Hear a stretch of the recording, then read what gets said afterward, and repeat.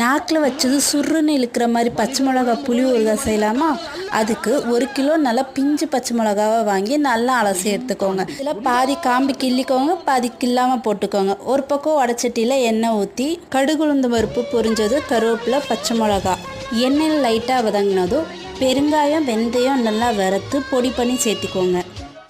மஞ்சத்தூள், ஊறுகாய்க்கு நிறையா உப்பு, 100 கிராம் புளியை கரைச்சி ஊற்றி ஒரு 10 நிமிஷம் மூடி வச்சு கிண்டி விட்டுக்கோங்க.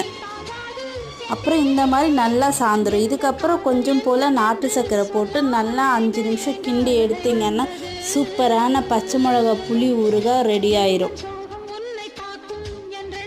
இது அப்படியே கஞ்சிக்கு வச்சு சாப்பிட்டா ஆஹா அமிர்தம் மாதிரி இருக்கும். இதை அப்படியே 2 நாள் வெயிலில் காய வச்சு எடுத்திங்கன்னா கெட்டு போகாமல் வருஷ கணக்கில் யூஸ் பண்ணலாம் இந்த பச்சை மிளகா புளி ஊறுகாய்.